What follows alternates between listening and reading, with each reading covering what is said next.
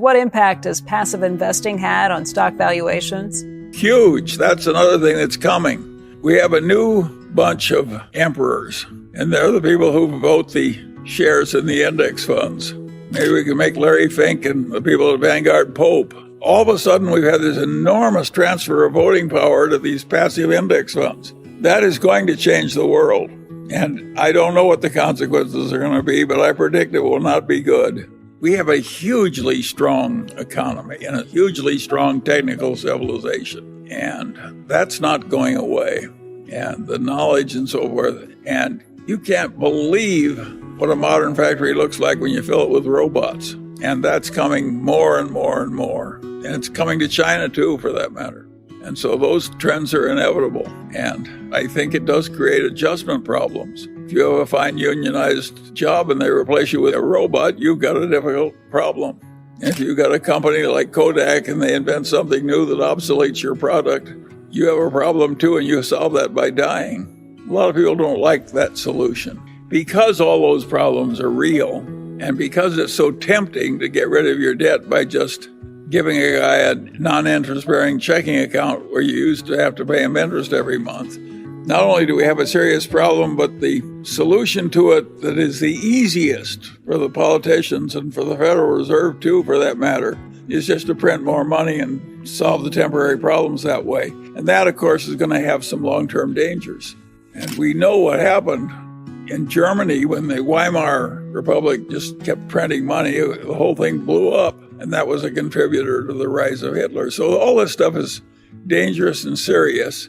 We don't want to have a bunch of politicians just doing whatever is easy on the theory that it didn't hurt us last time, so we can double it and do it one more time. And then we double it again and so forth. We know what happens on that everlasting doubling.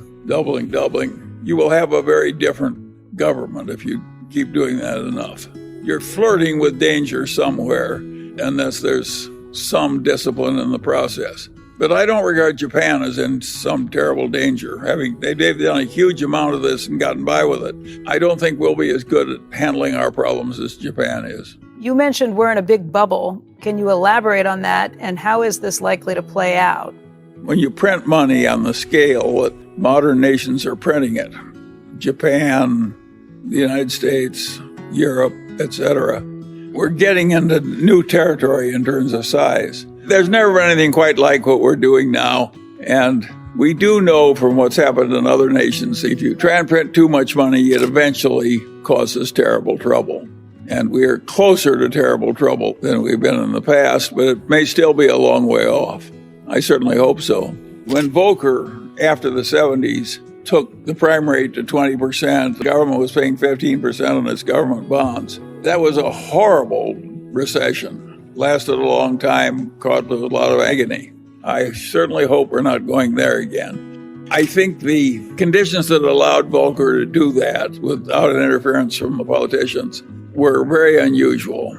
And I think in 2020 hindsight, it was a good thing that he did it. I would not predict that our modern politicians will be as willing to permit a new Volcker to get that tough with the economy and bring on that kind of a recession. So I think the new troubles are likely to be different from the old troubles. You may wish you had a Volcker-style recession instead of what you're going to get. The troubles that come to us could be worse than what Volcker was dealing with and harder to fix. Think of all the Latin American countries that print too much money. They get strongmen and so forth. That's what Plato said happened in the early Greek city-state democracies. One person, one vote, a lot of equality, and you get demagogues, and the demagogues lather up the population, and pretty soon you don't have your democracy anymore. I don't think that was a crazy idea on Plato's part. I think that accurately described what happened in Greece way back then, and it's happened again and again and again in Latin America. We don't want to go there. At least I don't. We've done something pretty extreme, and we don't know how bad the troubles will be, whether we're going to be like Japan or something a lot worse. And what makes life interesting is we don't know how it's going to work out. I think we do know we're flirting with serious trouble. I think we also know that some of our earlier fears were overblown. Japan is still existing as a civilized nation, in spite of unbelievable excess by all former standards in terms of money printing.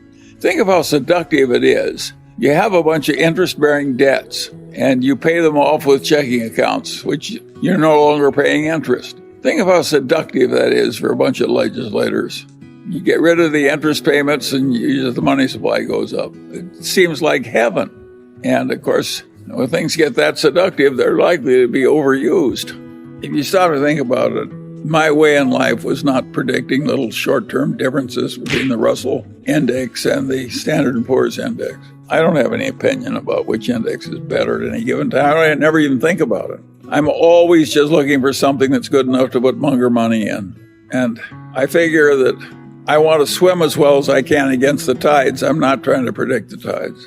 If you're going to invest in stocks for the long term or real estate, of course there are going to be periods when there's a lot of agony and other periods when there's a boom. Kipling said, treat those two imposters just the same. You have to deal with daylight and night. Does that bother you very much? No. Sometimes it's night and sometimes it's daylight. Sometimes it's a boom, sometimes it's a bust. I believe in doing as well as you can and keep going as long as they let you. The world is not driven by greed. It's driven by envy. And the fact that everybody's 5 times better off than they used to be, they take it for granted. All they think about is somebody else has having more now, and it's not fair that he should have it and they don't. That's the reason that God came down and told Moses that you couldn't envy your neighbor's wife or even his donkey. I mean, even the old Jews were having trouble with envy. And so it's built into the nature of things. It's weird for somebody my age because I was in the middle of the Great Depression when the hardship was unbelievable. I was safer walking around Omaha in the evening than I am in my own neighborhood in Los Angeles after all this great wealth and so forth. I have no way of doing anything about it. I can't change the fact that a lot of people are very unhappy and feel very abused after everything's improved by about 600% because there's still somebody else who has more. Think of the pretentious expenditures of the rich. Who in the hell needs a Rolex watch so you can get mugged for it? Yet everybody wants to have a pretentious expenditure, and that helps drive demand in our modern capitalist society. My advice to the young people is don't go there. The hell with the pretentious expenditure. I don't think there's much happiness in it, but it does drive the civilization we actually have. How will this all play out, and what's the best advice you have for individual investors to optimally deal with the negative impact of inflation other than owning quality equities? Well, it may be that you have to choose the least bad of a bunch of options. That frequently happens in human decision making. And the Mungers have Berkshire stock, Costco stock, Chinese stocks through Lilu, a little bit of Daily Journal stock, and a bunch of apartment houses. Do I think that's perfect? No. Do I think it's okay? Yes. I think the great lesson from the Mungers is you don't need all this damn diversification. That's plenty of. You're lucky if you've got 4 good assets. I think the finance professors sell the idea that perfect diversification is professional investment. If you're trying to do better than average, you're lucky if you have 4 things to buy. And to ask for 20 is really asking for egg in your beer. It's very few people have enough brains to get 20 good investments. It's going to be way harder for the group that's graduating from college now, for them to get rich and stay rich and so forth. It's going to be way harder for them than it was for my generation. Think what it costs to own a house in a desirable neighborhood in a city like Los Angeles. I think we'll probably end up with higher income taxes too and so on. No, I think the investment world is plenty hard, and I don't think in my lifetime, 98 years, it was the ideal time to own a diversified portfolio of common stocks that updated a little by adding the new ones that came in, like the Apples and the Alphabets and so forth. And I'd say the people got maybe 10 or 11% if you did that very intelligently before inflation and maybe 9% after inflation. That was a marvelous return. No other generation in the history of the world ever got returns like that. And I don't think the future is going to give the guy graduating from college this year nearly that easy an investment opportunity. I think it's going to be way harder. Some people are gifted enough that they can invest in hard-to-value, difficult things. Other people, I think, would be very wise to have more modest ambitions in terms of what they choose to deal with. So I think you have to figure out your level of skill or the level of skill your advisor has, and that should enter the equation. But to everyone who finds the current investment climate hard and difficult and somewhat confusing, I would say welcome to adult life. Given the valuation and market correction in early 2020, why is Berkshire not picking up or adding any new companies to its profile? Of course, kudos to the team in picking up Apple shares a couple of years back. That's paying off for sure. The reason we're not buying this, we can't buy anything at prices we're willing to pay. It's just that simple. Other people are bidding the price up. And a lot of the buying is not by people who really plan to own them.